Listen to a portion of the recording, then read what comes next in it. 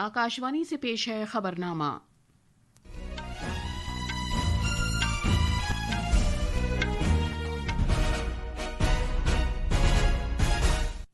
आदाब। खबरनामे के साथ मैं शबाना बेगम। पहले इस वक्त की खास खबरें। वज़ीर आज़म नरेंद्र मोदी आज नई दिल्ली में भगवान बुद्ध से मुताल्लिक़ पवित्र पिपरवा बाक़ियात की अज़ीम बैनुल-अक़वामी नुमाइश का इफ्तिताह करेंगे। इंतखाबी कमीशन ने मग़रिबी बंगाल के इंतखाबी हुक्काम को वोटर फहरिस्तों में बेज़ाब्तगियों के मामले पर 5 मुअत्तलशुदा अहलकारों के खिलाफ FIR दर्ज करने की हिदायत दी है। मरकजी हुकूमत ने सोशल मीडिया प्लेटफॉर्म एक्स को ख़वातीन और बच्चों को निशाना बनाने वाले फौश मवाद के मामले पर AI टूल ग्रॉक से मुताल्लिक़ नोटिस जारी किया है। नारकोटिक्स कंट्रोल ब्यूरो ने भारतीय मुसाफिरों को सऊदी अरब सफर करने से पहले दवाएं साथ ले जाने के लिए जरूरी मंजूरी हासिल करने का मशवरा दिया है। और भारतीय महकमा मौसमियात ने दिल्ली, हरियाणा, पंजाब और चंडीगढ़ में गहरे से बहुत गहरे कोहरे के लिए रेड अलर्ट जारी किया है। अब खबरें तफसील से। वज़ीर आज़म नरेंद्र मोदी आज नई दिल्ली में महात्मा बुद्ध से मुताल्लिक़ पवित्र पिपरवा बाक़ियात की अज़ीम बैनुल-अक़वामी नुमाइश का इफ्तिताह करेंगे। 1898 में दरियाफ्त किए गए पिपरवा पवित्र बाक़ियात बुद्ध मत की इब्तदाई तारीख़ के मुताले के हवाले से मरकज़ी अहमियत की हामिल हैं। पेश है एक रिपोर्ट। ये नुमाइश नई दिल्ली में राय पिथौरा कल्चरल कॉम्प्लेक्स में मुनक़िद की जाएगी। 1 सदी कबल पिपरहवा से वतन लाए गए मुक़द्दस बाक़ियात और आसार क़दीमा को नई दिल्ली के नेशनल म्यूज़ियम और कोलकाता के इंडियन म्यूज़ियम के ज़ख़ीरे में महफूज किया गया है। 1898 में दरियाफ्त किए गए ये बाक़ियात महात्मा बुद्ध के कदीम तरीन बाक़ियात हैं। उनका बराह रास्त ताल्लुक़ महात्मा बुद्ध की इब्तदाई ज़िंदगी से है।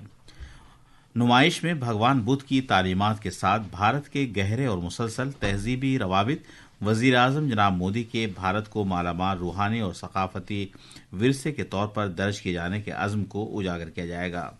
रिशु जायसवाल की रिपोर्ट के साथ खबरनामे के लिए मोहम्मद अम्मार।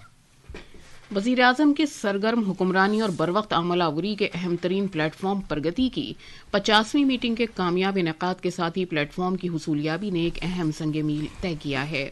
2015 में प्रगति के आगाज से अब तक कलीदी बुनियादी ढांचे के प्रोजेक्टों और अवामी शिकायत के हकीकी वक्त में निगरानी और वज़ीर आज़म के जरिए बराह रास्त जायजे के जरिए हुक्मरानी के अमल में नुमाया काया पलट रोनुमा हुई है।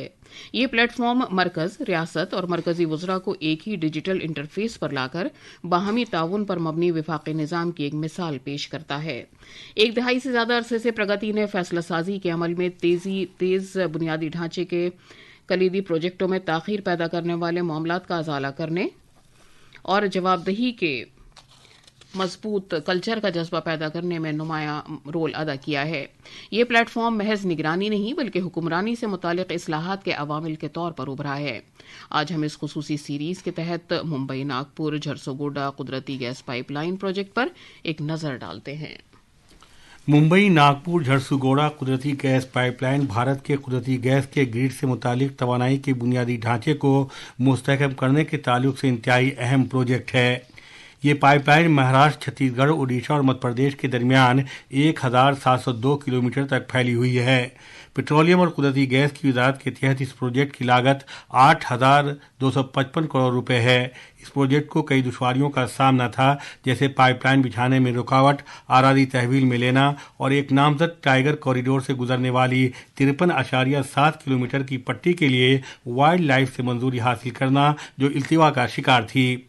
इन सब दुश्वारियों से दो चार इस प्रोजेक्ट का 28 जून 2023 में प्रगति निज़ाम के तहत जायजा लिया गया और फौरी तौर पर चीफ सेक्रेटरी की क़यादत में महाराष्ट्र सरकार, पेट्रोलियम और कुदरती गैस की वजारत और दीगर मुताल्लिक़ा महकमों की एक आला सतही मीटिंग बुलाई गई और हायल रुकावटों को तेज़ी से बाहमी तालमेल के साथ काम करते हुए अगस्त 2014 में हल कर लिया गया और इस तरह प्रगति ने अमलावरी के दुश्वार गुजार मरहले को पायदार तरक्की में तब्दील कर दिया।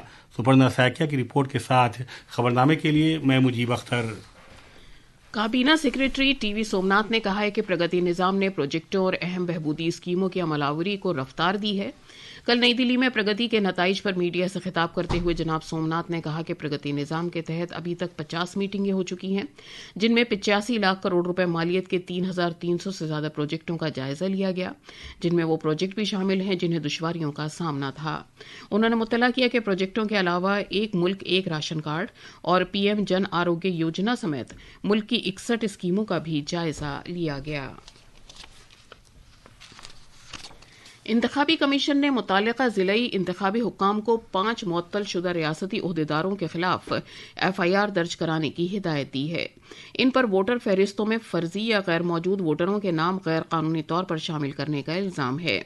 ریاست کے اعلی انتخابی آفیسر کے دفتر کے ذرائع کے مطابق Debottam Dutta Chowdhury, electoral registration officer, Baruipur east assembly حلقہ، assistant electoral registration officer Tathagata Mondal, Biplab Sarkar, electoral registration officer Moyna assembly حلقہ، Sudipta Das, assistant electoral registration officer اور data entry operator Surajit Haldar کے خلاف فوجداری مقدمات درج کرنے کی ہدایات جاری کی گئی ہیں۔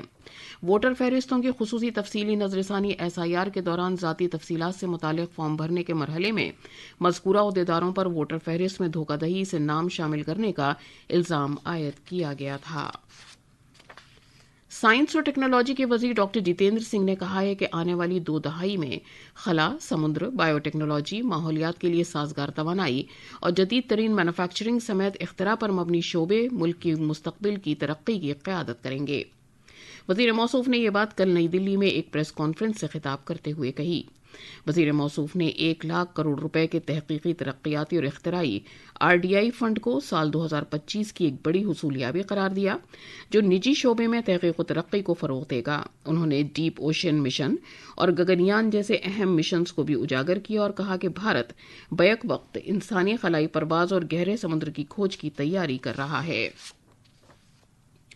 انہوں نے کہا کہ جہاں تک ایک بھارتی خلا نورد بیرونی خلا میں جائے گا، وہیں بھارت 6000 کلومیٹر تک گہرائی میں انسانی موجودگی والی آبدوز بھی سمندر میں بھیجے گا، جو سال 2027 میں ایک تاریخی دوہری کامیابی ثابت ہوگی۔ یہ خبرنامہ آکاشوانی سے نشر کیا جا رہا ہے۔ الیکٹرانکس اور اطلاعاتی ٹیکنالوجی کی وزارت نے social media plate form x کو ایک نوٹس جاری کیا ہے جس میں اس سے فحش مواد کو ہٹانے کے لیے کہا گیا ہے۔ ذرائع کے مطابق حکومت نے فحش مواد تخلیق کرنے اور شیئر کرنے کے لیے گروگ AI کے غلط استعمال پر تشویش کا اظہار کیا ہے۔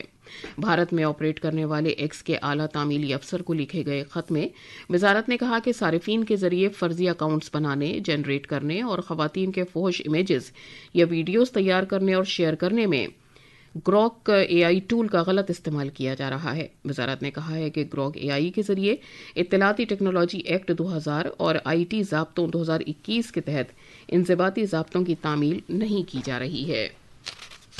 وزارت نے زور دے کر کہا کہ IT ایکٹ اور IT ضابطے 2021 کی تعمیل کیا جانا لازمی ہے۔